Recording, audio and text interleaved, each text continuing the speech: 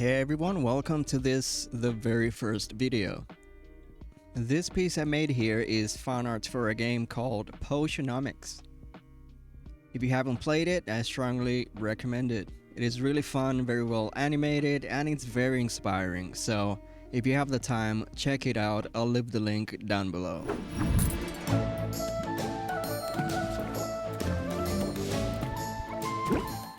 When it comes to drawing, I don't really have a process, something I follow step by step. And I don't know this for sure, but I think having one will allow for predictable results. If you see my portfolio online, you will notice that every painting looks like it was done by a different person. I want to change that, obviously, and I think the first step is to get a process going.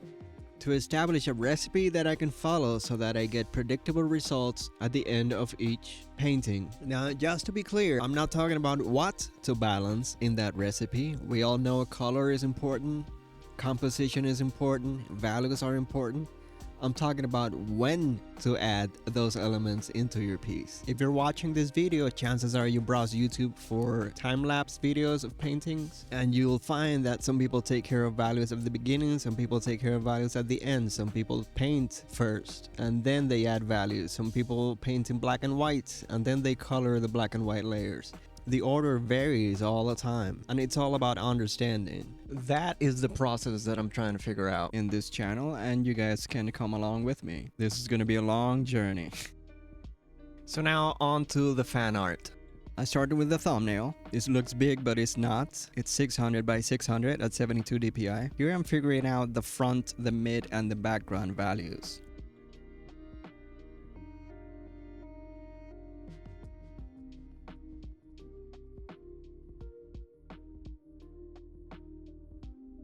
Then I start mapping up the lights, in this case coming from the top left, as all great paintings do.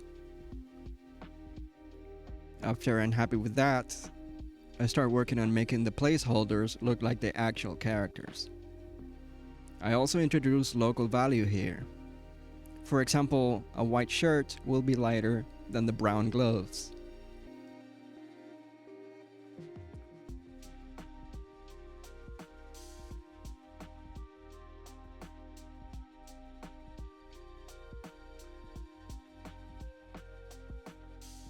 Here I'm quickly using a gradient map to see if green shadows and a warm light would look okay.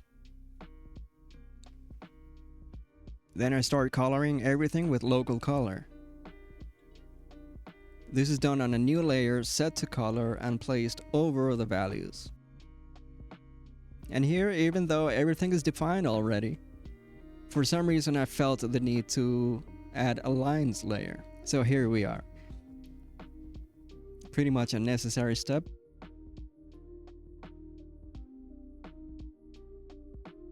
Here I'm turning the color layer into a flats layer. Now it is set to normal and moved under the lines layer.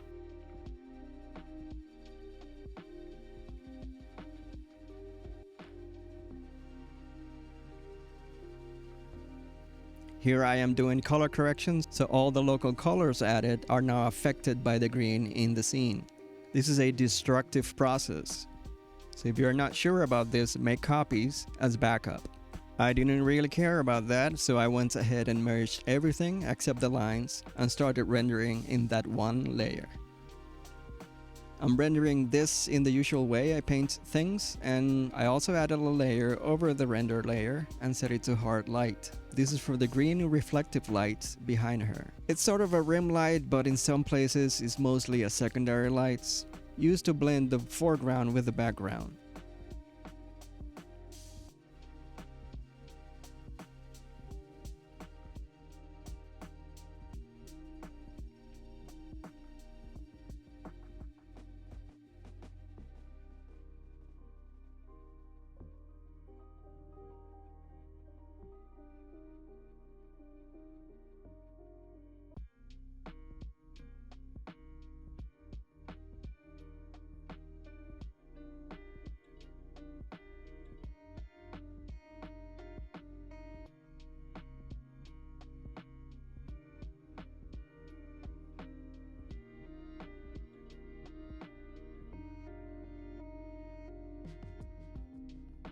Now I'm trying to figure out how to represent this potion explosion in the background. I tried a lot of things and I didn't like any of them.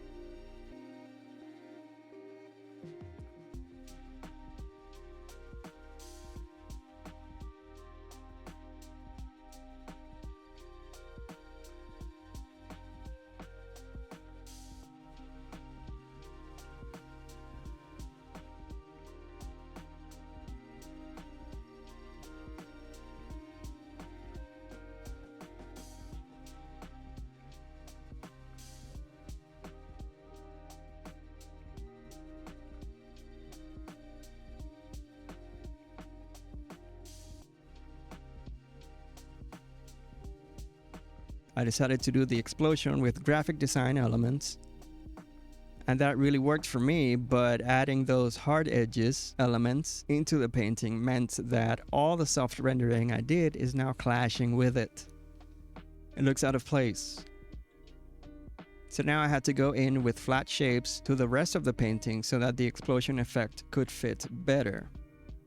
So now very patiently, I'm going over the entire piece again. But this time rendering with the lasso tool and shapes and hard shapes and gradients. So all the soft rendering that I did before is being covered by flat shapes. You could say I didn't have to do this, that I could have made the explosion effect fit the painting instead of having the painting fit the effect. But this is more about the higher level benefit. Remember at the top of the video I mentioned that I'm looking for a new process and a way to find predictable results. If this way of rendering ends up being faster than soft rendering everything, I'll potentially save a lot of time in the future. And of course we don't know that yet, so hey, stay tuned. I guess we'll find out at the same time.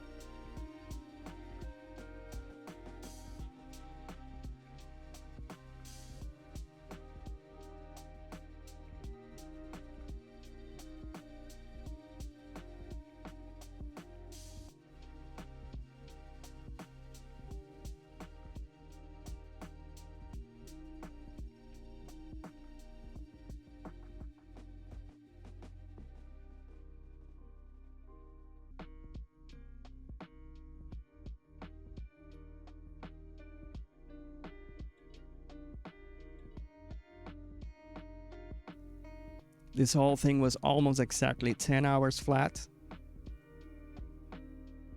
I could add another 5 hours of rendering here and fix a couple of details, like the values on her face blending into the ones behind it, stuff like that. But I think this piece had taught me what it needed to already, and it's time to move on to the next lesson. So I hope you enjoyed the summary as I explore what my new process will be. And I hope to see you in the next video.